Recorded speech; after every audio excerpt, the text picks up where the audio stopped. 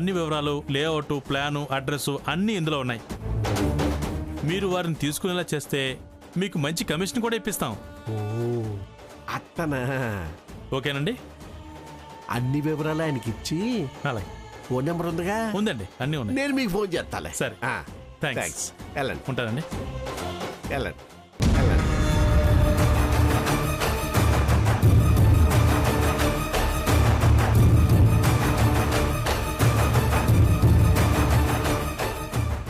ఈడిచ్చే board commission ఉడికి కావాలి. ఈ కాగితాలను బాంబులుగా చేసి వదిలానంటే ఇదే తెచ్చి పెడితే కోట్లు కమిషన్.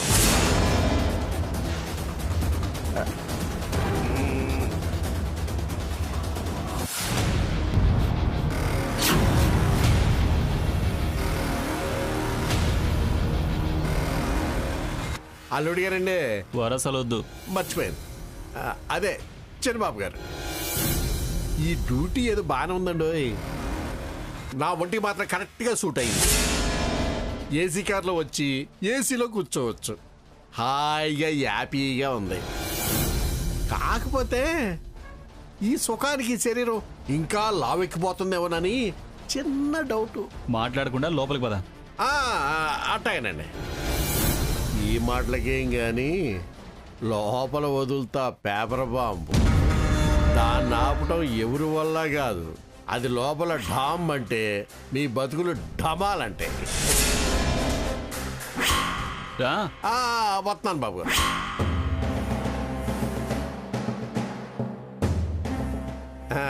నేను కాస్త ప్రెస్ అయ్యొస్తా చిన్నబాబు గారు.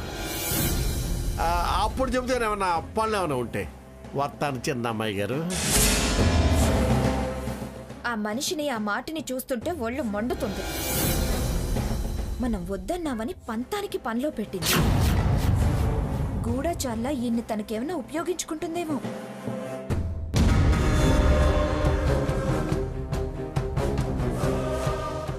సీత ఎక్కడ కనపట్లేదే. ఎట్టబ్బా ఈ విషయం చెప్పాలి. అదే పెద్ద అమ్మాయి గారు. అలా పిలవకు బాబాయ్, చిరాగ్గా ఉంది. పిలుపుకి నీకెంత చిరాగ్గా ఉంటే ఇంక నేను చెప్పే విషయం వింటే ఇంకెంత చిరాకు పడతావో, ఎలా ఇరుసుకు పడతావో. మొదలు పెట్టావా? మళ్ళీ మొదలు పెట్టేశావా? ఎవరి మీద చెప్పాలని చూస్తున్నావు? చూడు, అమ్మమ్మగారు నిన్ను క్షమించారనుకుంటున్నావేమో. శిక్ష కూడా వేశారుగా. కూతుళ్ళని, అల్లుళ్ళని బాబుగారు, అమ్మాయి గారు అనే స్థానంలో నిన్నుంచారు. అది గుర్తుందిగా? గుర్తుందమ్మా. నేను ఏం చెప్పబోతున్నానో కనీసం వినకుండా ఎందుకలా ఆవేశపడుతున్నామమ్మా? నేనేమి లేని మాట కాని మాట కల్పించి చెప్పలేదమ్మా. నిజం, నా కళ్ళెదుటి జరిగిన నిజం, నా మీద ప్రమాణం చేసుకుంటూ చెప్పబోతున్న నిజమమ్మా. మధ్యాహ్నం ఆఫీసులో ఏం జరిగిందో తెలుసా? ఏం కావాలి? విశాల్ విల్లాస్ ప్రమోటర్ని. ఆడకే లంకంత దివానం ఉంది. వెళ్ళాలి గిల్లాలి కొనరు గాని వెళ్ళు. సార్ పిలిస్తేనే వచ్చాను. సాకేత్ గారు తీసుకున్నది ఎంత? 2 కోట్లు పెట్టి తీసుకున్నారు. ఇదిగో, కావాలంటే ఈ వెంచర్లో విల్లాకి 50 లక్షలు చెక్కిచ్చాడు. దీంట్లో నెంబర్ ఉందమ్మా, ఒకసారి ఫోన్ చేసి కనుక్కో. ఆఫీసులో చెక్ బుక్ కూడా ఒకసారి చెక్ చేసి చూడు. నేను చెప్పిన తప్పైతే నీ చెప్పుచ్చు కొట్టినే పడతా. ఆ మంగమ్మ గారి ముందు నుంచోబెట్టి చితకబాదు నే పడతా. తప్పుడు ఉండని పేరు పడింది కదా అని అన్ని తప్పుడు మాటలే చెప్తానని అనుకోవాకమ్మా. నీకు అబద్ధం అనిపిస్తే, నా ప్రమాణాల మీద నీకు నమ్మకం లేకపోతే నీ మరిదినే అడుగు. నేను చూపించింది నిజం. నీకు నేను చెప్పే ప్రతి అక్షరం నిజమమ్మా. అదే నిజమైతే ఇప్పుడే నీతో ప్రతి అక్షరం నానమ్మ ముందు పలికిస్తా. వాణ్ణి అక్కడ నిలబెడతా. రెడీనా? తేడా వచ్చిందో నువ్వుగా బయటికి వెళ్ళవు. నడిచెళ్ళలేవు. అంబులెన్స్లో ఇంటికి వెళ్లాల్సి వస్తుంది. నేను చెప్పేది సచ్చు సచ్చు సచ్చు బాబు. ఏ పరీక్షకైనా నేను సిద్ధమే. పదండి. పెద్దమ్మోరు ముందే మీరు దేని మీద ప్రమాణం చేయమంటే దాని మీద ప్రమాణం చేస్తా. అంతా నిజమే చెప్తాను, అబద్ధం చెప్పనని ప్రమాణం చేసి మరీ చెప్తాను బాబు. అయితే పద. ఆగు రఘురామ్, వద్దు. నిలదీయడాలు, ప్రమాణాలు చేయడాలు, నిజం చెప్పడాలు మంచిది కాదు. ఈ విషయం అమ్మమ్మ గారికి తెలియొద్దు. ఏంటి తెలియొద్దా? ఇంత పెద్ద విషయం నానమ్మ దగ్గర దాచాలా? అవును రఘు, దాచాలి, దాచి తీరాలి. అసలే స్వర్ణ అంటే అమ్మమ్మ గారు చాలా కోపంగా ఉన్నారు. ఉంటే దాచితే రేపేం జరగబోతుందో తెలుసా? రేపటి సంగతి అటుంచి రఘు. చెబితే ఇప్పుడే భూకంపం వస్తుంది, అంతా చెల్లాచెదరైపోతుంది. వద్దు సీత. తనకు మాలిన ధర్మం, తలకు మించిన బరువు, పనికి మాలిన త్యాగం మంచిది కాదు. నువ్వు తప్పును పడి నాకు దూరం అవడం నేను భరించలేను. ఇప్పటికే మన మధ్య స్పర్ధలు మన మధ్య చాలా దూరం పెంచాయి. మనకు తెలియకుండానే మనసులు నొచ్చుకుంటున్నాయి. ఇంత జరిగాక సహించి వదిలేయడం నా వల్ల కాదు. నేను అస్సలు క్షమించలేను. పద, అర్జెంటుగా నానమ్మ దగ్గరికి వెళ్దాం. రఘు, రఘు ప్లీజ్ రఘు, వద్దు, నా మాట విను. సీత, నా మాట విను. నువ్వు రా. రేయ్, రఘు వద్దు. ఏంట్రా, రఘు. ఏం జరిగింది? మళ్ళీ ఏం చేశాడు ఇతను? ఏం రాధాకృష్ణ? అది పెద్దయ్య గారు, నన్ను క్షమించండి. ఇందులో నా ప్రమేయం ఏమీ లేదు, నా తప్పేం లేదు.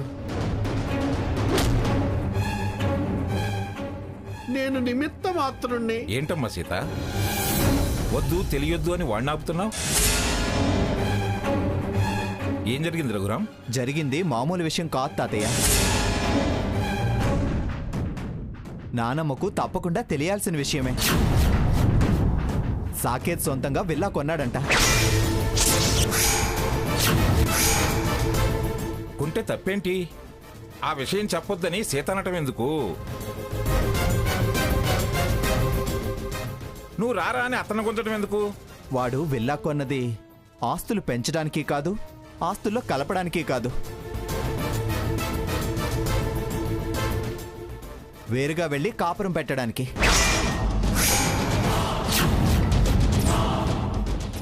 రేయ్, పిచ్చి పిచ్చి మాటలు మాట్లాడుకో. అయిన వాళ్ళ కోసం మొహం వచ్చిన వాడు నువ్వు.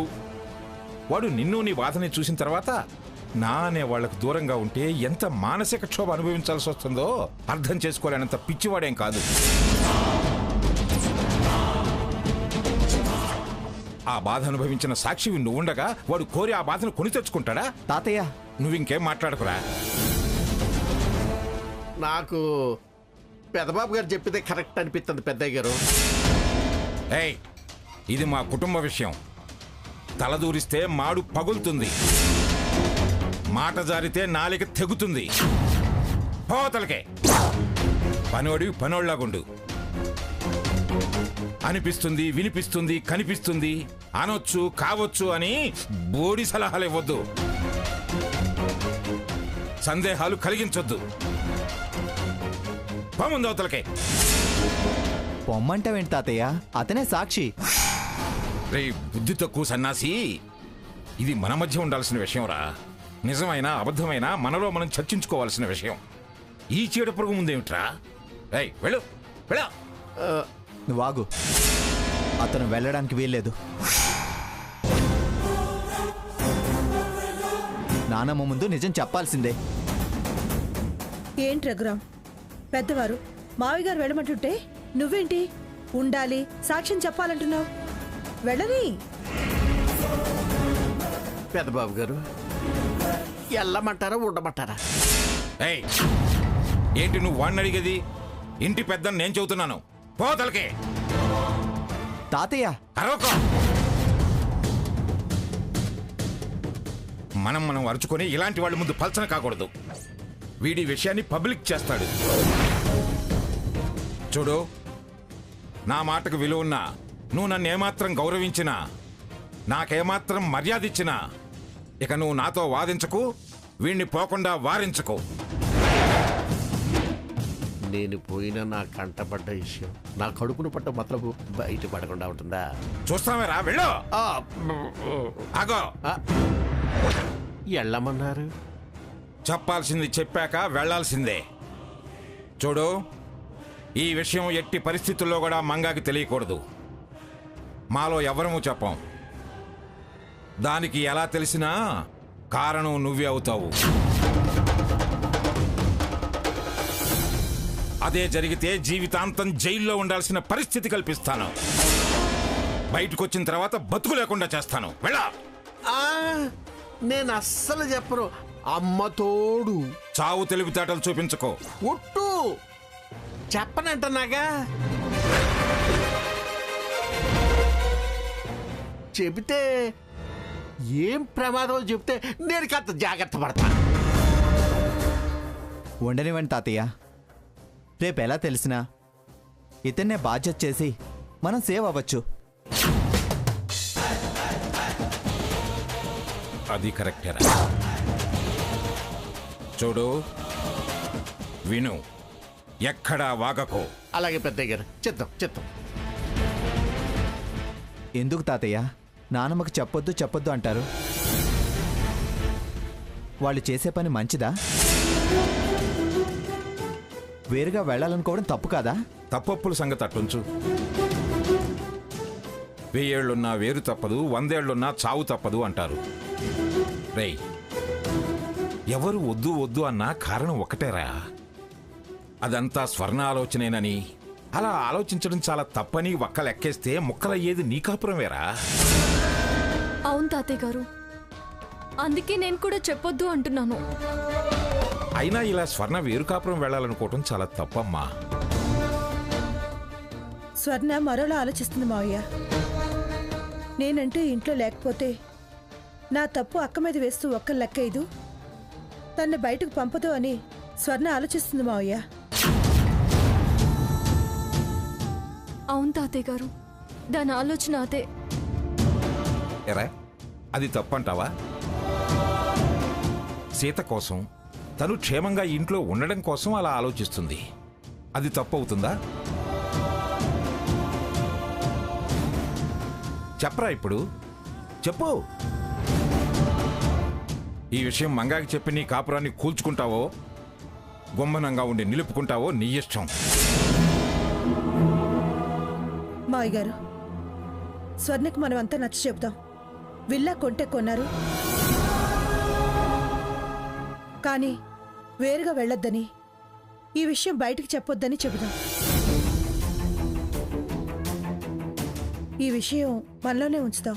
ఏమంటారు మావయ్య? ఉంచటం చాలా అవసరం. సమయం చూసి ఏదో ఒక విధంగా అసలు సమసిపోయేలా చూద్దాం. సరే తాతయ్య. పిన్ని, ఎలా అయినా స్వర్ణ బుర్రలోంచి వేరు కాపురం ఆలోచన తీసేయాలి. అలాగే రఘురాం, నేను మాట్లాడతాను. ఏమిటి?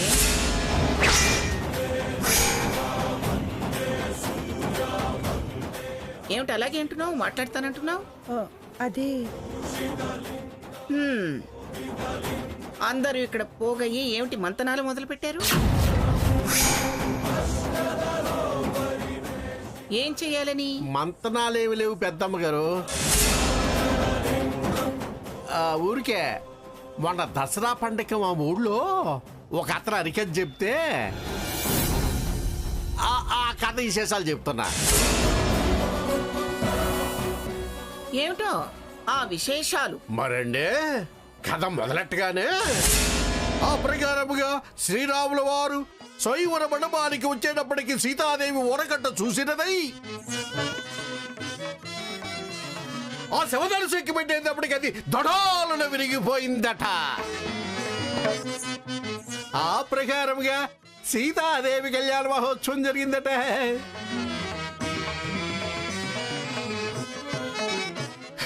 భవమాన సుతులు బట్టి పాదార విందములకు నీ నామ రూపములకు నిత్య శుభ మంగళం.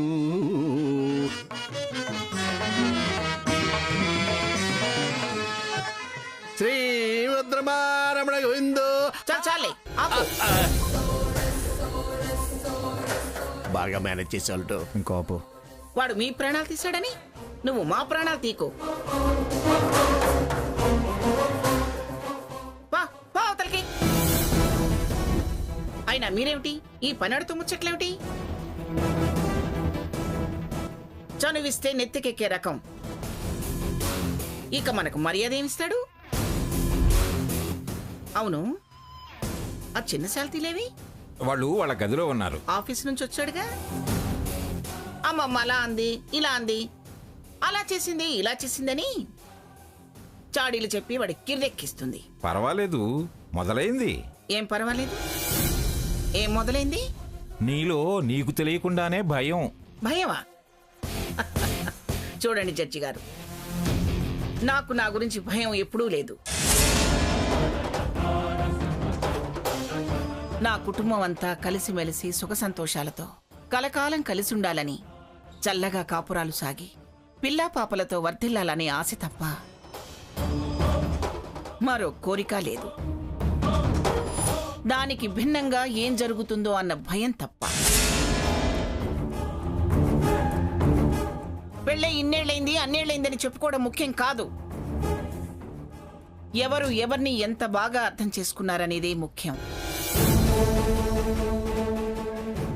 భార్యాభర్తలంటే ఎలా ఉండాలో సీతా రఘురాములు చూసి నేర్చుకోండి.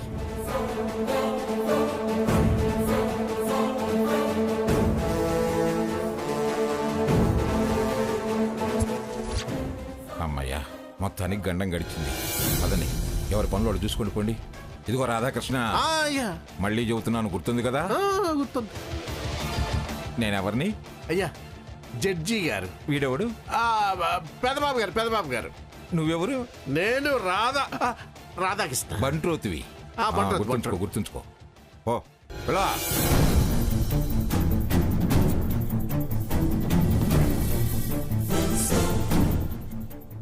వెళ్ళమ్మా లక్ష్మి, వెళ్ళు.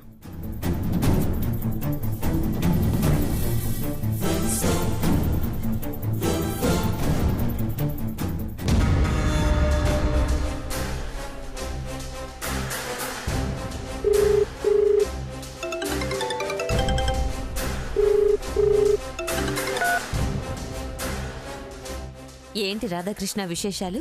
బ్రహ్మాండమైన మ్యాటర్ అత్త. వీళ్ళ కాపురాలు చల్లా చెదిరైపోతున్నాయి.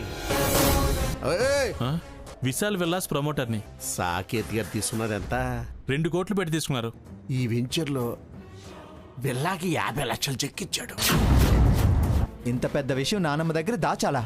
అవును రఘు, దాచాలి, దాచి తీరాలి. ఇది మన మధ్య ఉండాల్సిన విషయం రా. నిజమైనా అబద్ధమైనా మనలో మనం చర్చించుకోవాల్సిన విషయం. అది మ్యాటర్ అంతా. ఆ విషయం పెద్దావిడి తెలియకుండా ఆళ్ళు జాగ్రత్త పడుతున్నారు. అయితే యుద్ధం మొదలవటానికి నీ వంతు ప్రయత్నం నువ్వు చేయి. ఎవరికి అందించాల్సిన ఆయుధాలు వాళ్ళకు అందించు. అణుబాంబు జపాన్ మీద పడితే ఏం జరిగిందో అదే ఆ మంగమ్మ ఇంట్లో జరగాలి. నువ్వు బయటపడకుండా బాంబు బద్దలయ్యేలా చూడు. నువ్వు నోరు తెరవద్దు. ఇంత చేస్తారా అని నోళ్లు వెళ్ళబెట్టాలి వాళ్ళు. తెలివిగా చక్రం తిప్పు. దానికి ఉప్పు ఎలా అందించాలో నేనందిస్తాను. ఉప్పెన రావాలక్కడ. చిత్తమత్త. ఉంటాను. సరే ఉంటాను. నువ్వు మాత్రం జాగ్రత్త.